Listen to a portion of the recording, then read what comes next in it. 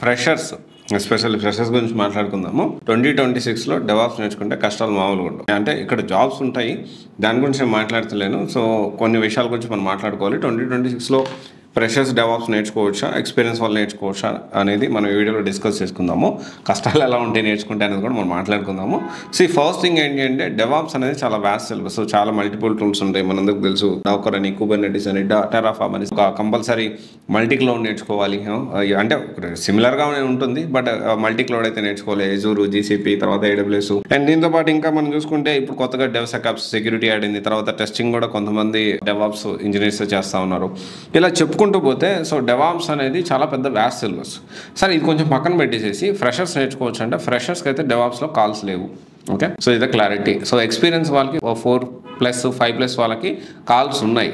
కానీ 2026లో DevOps side కొత్తగా career start చేసుకున్న వాళ్ళు మాత్రం కష్టాలు మామూలుగా ఉండవు. ఎందుకు కష్టాలంటే ఇక్కడ ఫస్ట్ థింగ్ ఏంటి అంటే డెవాప్స్ ఉద్యోగాలు ఎప్పటికీ ఉంటాయి. కాకపోతే ప్రెసెంట్ ఉన్న సిచ్యువేషన్లో ఫ్రెషర్స్కి అయితే ఫస్ట్ నుంచి కొంచెం తక్కువే డెవాప్స్కి. సో ఇప్పుడు ఫ్రెషర్స్కి అయితే నేర్చుకోకపోవడమే కరెక్ట్. ఫ్రెషర్స్ నేర్చుకుంటే జాబ్ వచ్చే పరిస్థితి కూడా చాలా తక్కువ, పాసిబిలిటీస్ చాలా తక్కువ ఉంటాయి.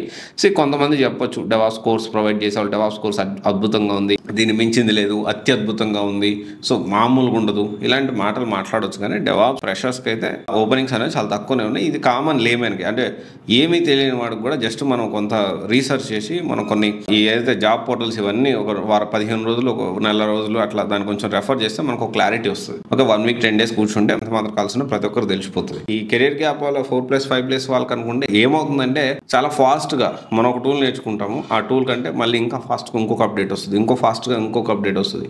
ఓకే, సో ఇలా చాలా ఫాస్ట్గా అప్డేట్ అవ్వాల్సిన అవసరం ఉంది.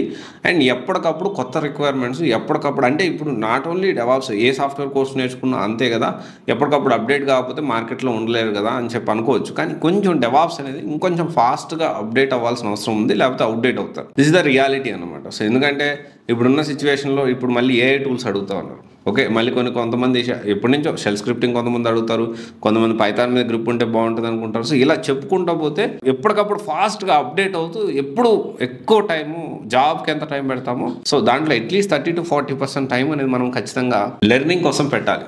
Which is possible for some people. కొంతమంది మాత్రమే అది సాధ్యమవుతుంది. అందరికీ ఎప్పుడు అదే పనిగా ఒక పక్క జాబ్ చేస్తూ ఇంకో పక్క ఎక్కువ టైం మళ్ళీ రీసెర్చ్ అప్డేట్స్ మీద పెట్టాలంటే కష్టమైన పని. ఒకవేళ అలాగ పెట్టగలిగి వాళ్ళు టైం ఇన్వెస్ట్ చేయగలిగి ఫాస్ట్గా అప్డేట్ అవుతూ ఎప్పటికప్పుడు కొత్త టూల్స్ నేర్చుకుంటూ రిక్వైర్మెంట్ తగ్గట్టు వాళ్ళు మౌల్డ్ చేసుకున్నారంటే మాత్రం మామూలు మంచి టాప్ పొజిషన్కి వెళ్ళిపోతారు డెవాప్స్లో. అందుకని ఫ్రెషర్స్ 2026లో ఫ్రెషర్స్ అయితే నేర్చుకోకపోవడం మంచిది.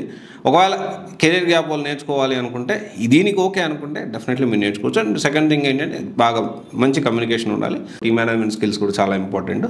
అంటే ఖచ్చితంగా ఇది ప్లాన్ చేసుకోవచ్చు. దీన్ని బట్టి ఆలోచన చేసి డెసిషన్ తీసుకోండి. కొంతమంది స్టూడెంట్స్ అడుగుతున్నారు, దీని గురించి అప్డేట్ చేద్దాం చేస్తున్నాం. Thank you. This is Raj signing off.